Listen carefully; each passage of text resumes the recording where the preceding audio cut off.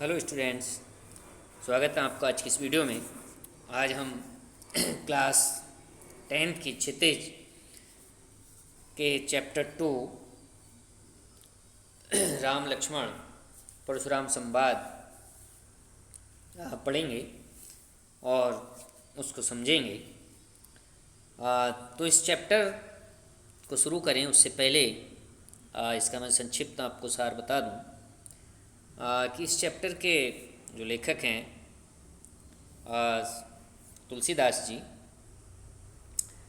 उन्होंने ये उनका जो महान ग्रंथ है रामचरितमानस, उसके बालकांड से लिया गया है। यहाँ ये चौपाई और दोहों में लिखा गया है। तो इसकी जो फर्स्ट कह सकते हैं हम, इसका एक पैरा है, एक काव्यांश का एक भाग है पहला वाला। उसमें जब श्री राम लक्ष्मण अपने गुरु विश्वामित्र के साथ राजा जनक के पुत्री सीता के स्वयंवर के लिए वहाँ पहुँचते हैं और वहाँ शिव धनुष को श्री राम द्वारा तोड़ दिया जाता है, या उसकी प्रत्यंचा या उसकी डोरी खींचने पर वो टूट जाता है स्वतः ही। तब वहाँ महान क्रोधी परशुराम जी आ पहुँचते हैं अपना फरसा लेकर, और वह बड़े ही क्रोध में पूछते हैं कि इस शिव धनुष को किसने तोड़ा है। तो इसमें उसी का वर्णन किया गया है। तो चलिए इस चैप्टर की रीडिंग करते हैं। देखिए, नाथ संबुधन भंजनिहारा होई केउ इकदास तुम्हारा। यहाँ श्री राम, जब परशुराम जी बहुत क्रोधित होते हैं तो श्री राम कहते हैं कि हे नाथ, हे मुनिवर।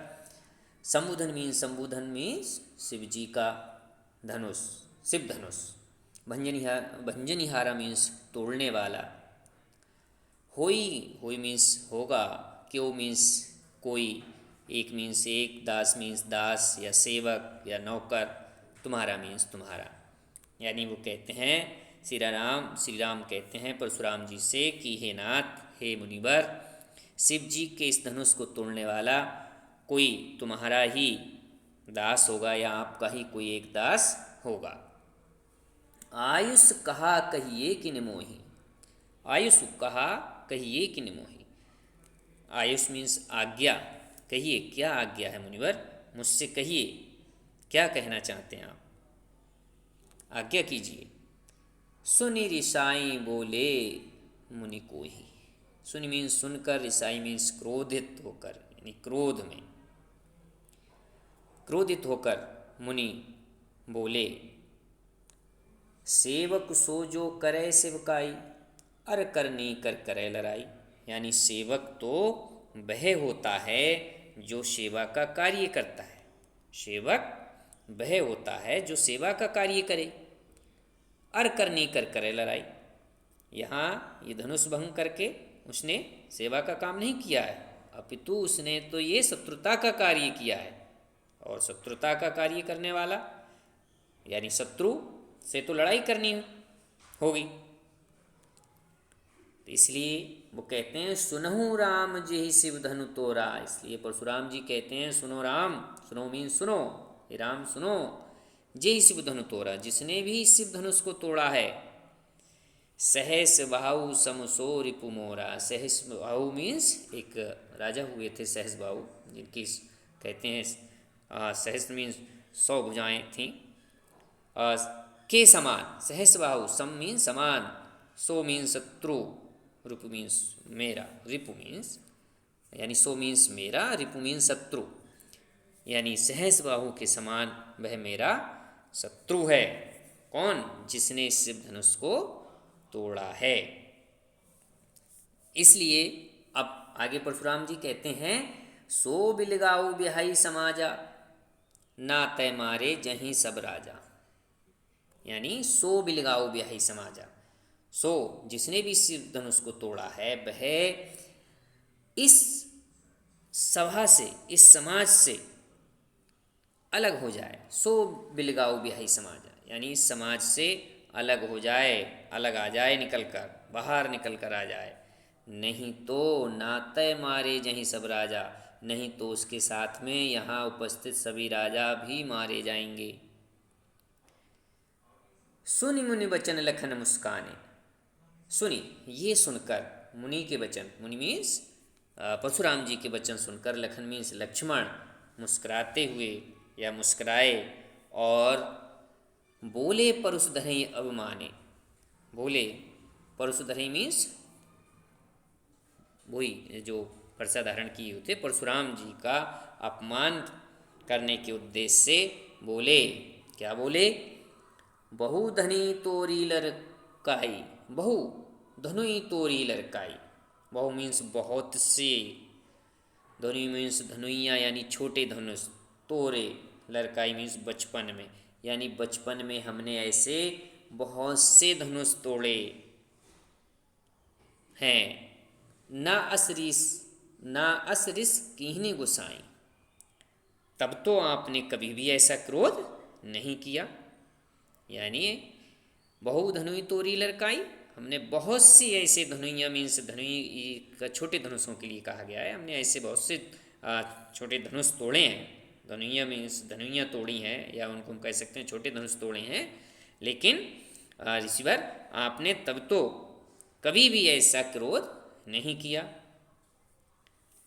यही धनु पर ममता क्यों हेतु, इसी धनुष पर आपको इतनी ममता क्यों है? किस कारण? इस धनुष पर ही इतनी ममता किस कारण? सुनि ऋषाई कहे भृगुकुल केतु, इतना सुनकर ऋषाई मीन्स क्रोधित होकर, क्रोधित होकर कहे भृगुकुल केतु, कहने लगे भृगुकुल केतु परशुराम जी के लिए। ये यहाँ ये नोट करने वाली बात है, इस पूरे चैप्टर में परशुराम जी को अनेक नामों से पुकारा गया है। यहाँ भृगुकुल केतु कहा गया है, कहीं उन्हें परशुराम कहा गया है। तो ये इनका कुल था भृगुकुल केतु। जिस प्रकार से राम का रघुकुल कहलाते थे, रघुकुल के थे, इसी प्रकार से ये भृगु एक ऋषि हुए थे। उनके कुल में ही ऋषि जमदाग्नि के पुत्र थे ये परशुराम जी। तो ये भृगुकुल केतु इन्हें कहा गया है कि जब लक्ष्मण ने ये कहा कि हमने बचपन में ऐसे बहुत से धनुष तोड़े हैं, तो ये सुनकर, लक्ष्मण की ये बात सुनकर परशुराम जी को और क्रोध आ गया और वो क्रोधित होकर कहने लगे, सुनि ऋषाई कहे भृगुकुल केतु। क्या कहने लगे? कहने लगे रे निरप बालक कालवश बोलत तो ही ना संहार। रे निरप बालक, रे अरे राजा के बालक, निरप मीन्स राजा, बालक मीन्स बालक बच्चा, यानी हे राजपुत्र या हे राजा के बालक, कालवश बोलत तो ही न संवार, तू काल के बस में है, तू काल के बस में है, बोलत तो ही न संवार, इसीलिए तू संभल कर नहीं बोल पा रहा है या तुझे ज्ञान नहीं है कि मैं क्या बोल रहा हूँ। धनुई सम त्रिपुरारि धनु विदित सकल संसार। धनुई सम, धनुई मीन्स जो तूने साधारण धनुष तोड़े हैं उन्हीं के समान, त्रिपुरारि धनु कहते हैं शिव धनुष के लिए। यानी ये जो शिव धनुष है ये उस साधारण धनुष के समान लगता है तुझे। विदित सकल संसार, जिसको सारा संसार जानता है, जिस शिव धनुष को पूरा संसार जानता है, क्या वह शिव धनुष तुझे साधारण धनुष के समान लगता है? तो इस प्रकार से ये पहले एक काव्यांश का आपको मैंने अर्थ समझाया है। आशा है कि आपने इसको समझ लिया होगा। एक बार पुनः मैं इसको रिपीट किया देता हूँ कि इसमें संक्षेप में इसका सार मैं बता देता हूँ कि परशुराम जी बहुत क्रोधित होते हैं। कब क्रोधित होते हैं? जब श्री राम ने उस शिव धनुष को तोड़ दिया था, या हम कह सकते हैं वो उस पर प्रत्यंचा डोरी चढ़ाते समय वो खुद ही टूट गया था। तो परशुराम जी वहाँ आए। परशुराम इसलिए आए कि उनके ही कुल के, या कह सकते हैं हम धरोहर रूप में शिव जी का धनुष जो था राजा जनक के यहाँ रखा हुआ था, तो इसलिए वो उनकी एक धरोहर थी। इस कारण से उन्हें बहुत क्रोध आया कि किसने, वो कोई साधारण धनुष नहीं था, बहुत ही, एक तो कोई उसे हिला भी नहीं सकता था, तो इसलिए परशुराम जी के वो धरोहर थी उनकी, और जो राजा जनक के यहाँ रखी हुई थी, तो इसलिए उन्हें बहुत क्रोध आया। तो वो वहाँ उस सभा में आ गए जहाँ सीता स्वयंवर रचा गया था, जहाँ अनेक राजा महाराजा उपस्थित थे। तो आते ही उन्होंने जब टूटे हुए धनुष को देखा तो वो क्रोधित होकर कहने लगे कि इस शिव धनुष को किसने तोड़ा है। तो श्री राम उनके क्रोध को देखकर, और अन्य किसी राजा या राजा जनक ने भी कोई उत्तर नहीं दिया, क्योंकि सभी उनके क्रोध से परिचित थे।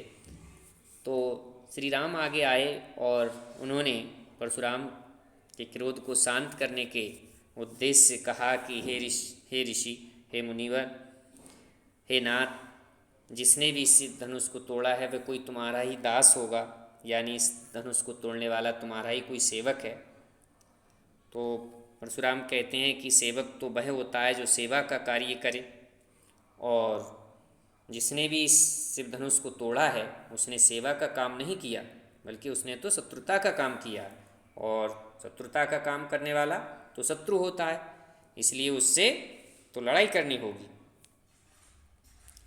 तो अब ये बात सुनकर परशुराम कहने लगे कि इसलिए वह सहस बाहु के समान मेरा शत्रु है जिसने इस धनुष को तोड़ा है, इसलिए मैं कहता हूँ कि जिसने भी इस धनुष को तोड़ा है वह इस सभा से, इस समाज से स्वतः ही अलग हो जाए, नहीं तो उसके साथ में यहाँ उपस्थित सभी राजा भी मारे जाएंगे। इतनी बात सुनकर परशुराम जी की लक्ष्मण ने मुस्कुराते हुए परशुराम जी का अपमान करने के उद्देश्य से, या उनको अपमानित करने के उद्देश्य से कहा कि बहु धनुई तोरी लड़काई, हमने ऐसे धनुष, बहुत धनुष तोड़े हैं। धनुई यहाँ छोटे धनुषों के लिए कहा गया है कि हमने बचपन में ऐसी बहुत सी धनुइयाँ तोड़ी हैं, तब तो आपने कभी भी ऐसा क्रोध नहीं किया। इस धनुष पर ही इतनी ममता क्यों है आपको, किस कारण से है? और ये सुनकर परशुराम जी और क्रोधित हो जाते हैं और वह कहते हैं कि रे निरप बालक कालवश बोलत तो ही न समार, हे राजा के पुत्र या हे राजपुत्र, अरे राजपुत्र, तू काल के बस में है, इसलिए तुझे ज्ञान नहीं है, या हम कह सकते हैं कि तुझे समझ नहीं है कि तू क्या बोल रहा है, बोलने की समझ नहीं है, हैं? जिस धनुष को पूरा विश्व, सारा संसार जानता है, वह शिव धनुष तुझे कोई साधारण धनुष के समान लगता है। तो इस तरह से इसका एक संक्षिप्त सार था जो मैंने आपको बता दिया। ये एग्ज़ाम की दृष्टि से भी आपके लिए बहुत ही महत्वपूर्ण है। इस तरह के काव्यांश एग्ज़ाम में आते हैं और उनसे रिलेटेड क्वेश्चन भी पूछ लिए जाते हैं। तो उम्मीद है, आशा करता हूँ आपने इसको अच्छे से समझ लिया होगा और कंठस्थ कर लिया होगा।